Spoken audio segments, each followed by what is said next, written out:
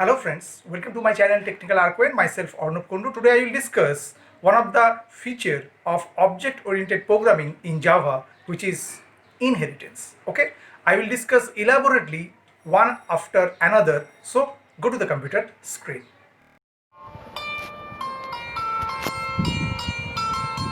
Today I will discuss inheritance in Java. Okay. Inheritance is a mechanism in which one class acquires all the properties, means fields and methods of another class. Okay. The idea behind inheritance in Java is that you can create new classes that are built upon existing classes. Okay. When a class inherits from an existing class, you can reuse methods and fields of that existing class. Okay? The class which inherits the properties of other is known as subclass or derived class or child class. Okay? And the class whose property are inherited is known as superclass or base class or parent class. Okay, actually in Java, extends is the keyword which is used to inherit the properties of a class. Okay, so the syntax is just given here. Class A is defined, and after we write class B extends A, means the class B is your child class, or you can say it's a derived class, and class A is your base class, and you can say it is your parent class. Okay, now go for an example. Suppose we create a new class, and suppose we put the name of that class my underscore calculation. Okay, and finish that. And actually we want this class as your derived class, so before that we just write our base class or parent class. Okay, so the parent class is calculation. Okay, and this particular class suppose have the field is int z, and we provide a method here, suppose write addition. Okay, and this addition have the two arguments, suppose int x and int y. Okay, now we add x and y. We just write here z equal x plus y, means we are add these two number, and after we write system dot out dot println and just write sum equal, and we just write plus z. Okay, and after suppose we have defined another method void subtraction. Okay, and also put some argument here int x int y, and after that we put the body. Now here subtract, so z equal x minus y, and after we write system dot out dot println and just write difference equal, just write plus z.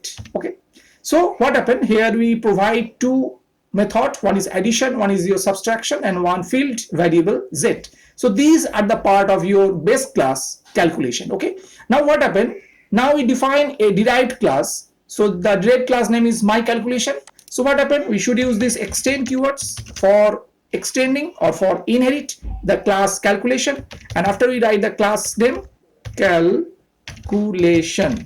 Okay, now we define here the method, suppose, and this is the subclass method, so we are defined suppose multiplication. Okay, the method name is multiplication, and also provide the argument int x int y.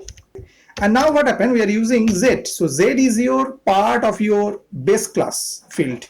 Okay, but we can use it because we can extend the calculation class within that subclass my underscore calculation. Okay, so here we write z equal x asterisk y, means we are multiplied here, and now we write system dot out dot println and just write here suppose multiplication equal, and just write plus z, means concatenate it. Okay, now after that we are just define the main function, so public static void main and provide the string array string args. Okay, and now what happened, we are just instantiate of the derived class, and the derived class is my calculation. So right here my underscore calculation, and suppose the reference variable name is mc equal new my underscore calculation.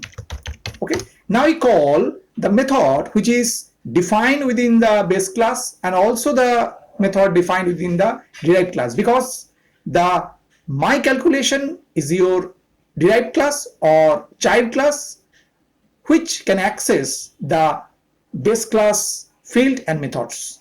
Okay, and now we just call mc dot addition, and which is the method of your base class, and suppose put the value 20 and suppose write 10. Okay, and also again we call the another method, suppose mc dot subtraction.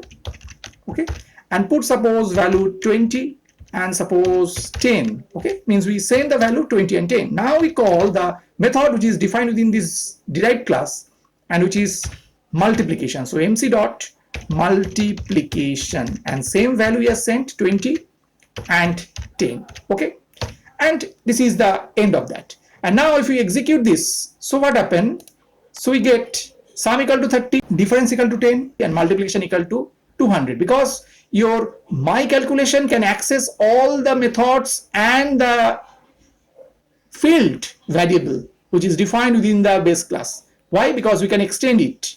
So that's why when we just create the object of the derived class, this reference variable can access the method of the base class and also the method of the derived class. Okay, should remember, in the given program, when an object to my underscore calculation class is created, a copy of the contents of the superclass calculation is made within it.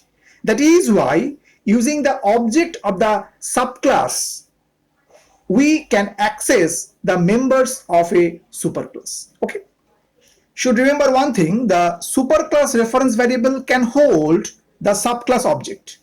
Okay, but using that variable we can access only the members of the superclass. So to access the member of both classes, it is recommended to always create a reference variable to the subclass.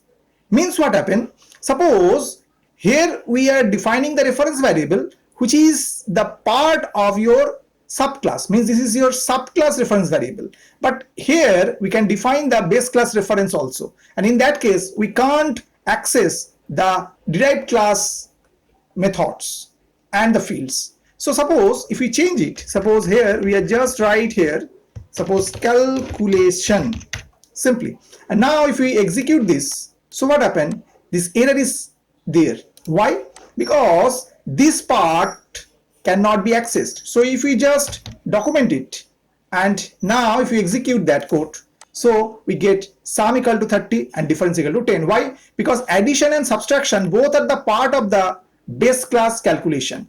So multiplication is not part of the calculation. That's why the reference variable which is created for your base class is concerned, which is not accessed the derived class members. So for that case what happened, we just change it,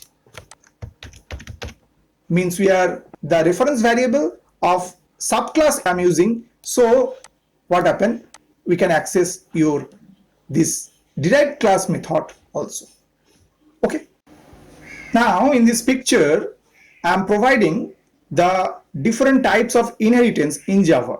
So first is your single inheritance, which is I'm just define, means the class calculation and your my calculation is concerned. Okay, means when a class just inherit within the another class, then we can say it is your single inheritance. Okay, and also there multi-level inheritance is there, and also the hierarchical inheritance is there. So I will discuss this different part in my upcoming video. So keep watching my channel Technical Arquen, and also like, share and subscribe my channel. Okay, but so remember, there is another part is given which is multiple inheritance. Should remember, Java does not support this multiple inheritance. We can do multiple inheritance in Java but not using class. Okay, we can use it using implementing interface. Okay, so keep watching my channel. I will discuss elaborately in my upcoming videos. Okay, I hope that you have understood today's topic. For more videos, keep watching my channel Technical Arcade. Thank you and bye bye.